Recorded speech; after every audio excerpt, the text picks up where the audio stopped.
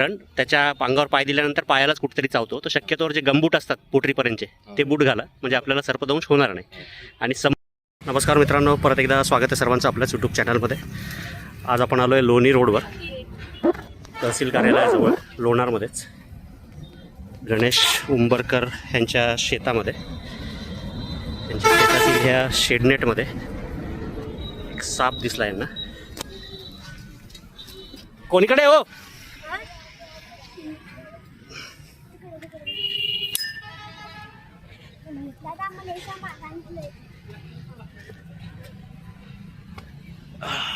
कुठला साप आहे तो बघूयात, करूयात रेस्क्यू. Stay tune.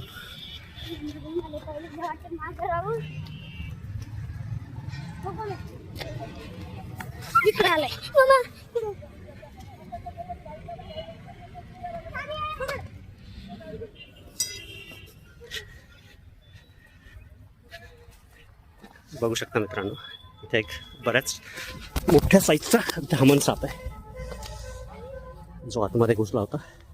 या इकडे, पकडलाय त्याला मी. Indian rat snake. हो, धामण आहे.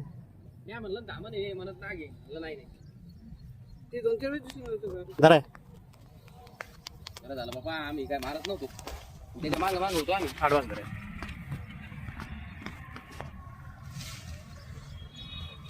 ते पाहिजेत साप. नाही पाहिजे पाहिजे, काय सापाला फक्त पाय नाही गेला गेला पाहिजे. त्याच्या अंगावर पाहिजे चावतो. त्याच्याकडे करा ना, राईट धरा.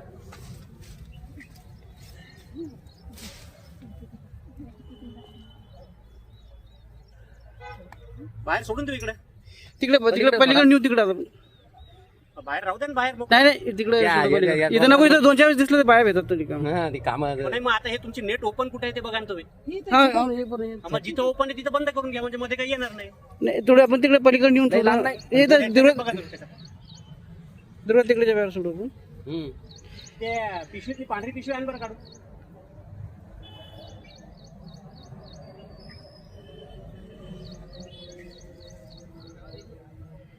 चावत नाही कधी.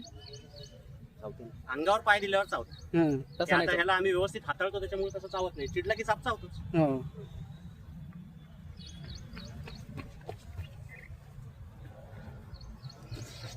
पण चावतोय. हं. सगळ्यात जास्त उंदरं खाऊन शेतकऱ्यांची हो ना. मोठ्या प्रमाणात मदत करणारा साप धामण. झाला सुरक्षित रेस्क्यू. लवकरच त्याच्या नैसर्गिक अधिवासात मानवी वस्तीपासून दूर त्याला सोडून दिलं. दिसला कोणाला पहिले? मला मला सांगा नाव तुमचं. अनिल दहातोंडे. अनिल दहातोंडे. काय कसं काय दिसलं?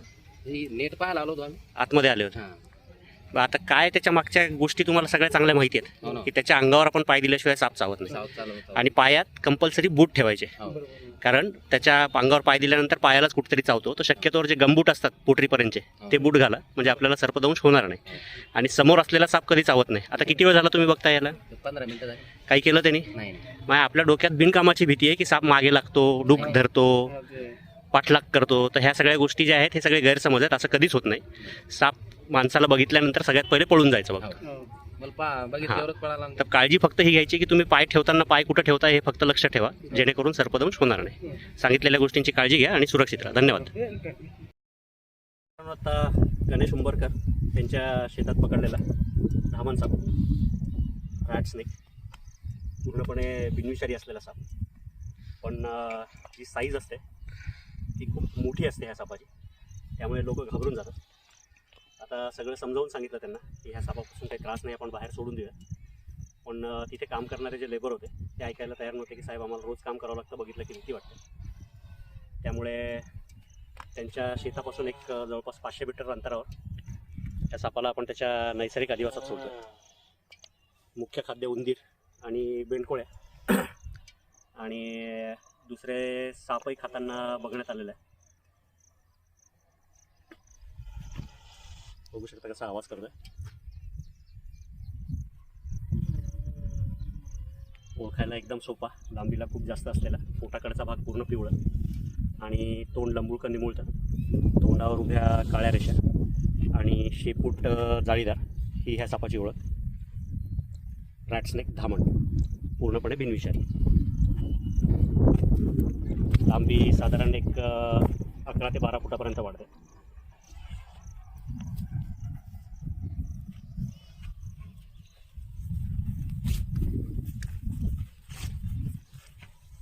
दिला मित्रांनो सोडून या सापाला त्याच्या नैसर्गिक अधिवासात. हे आहेत गणेश उंबरकर, ज्यांच्या शेतामध्ये पकडला.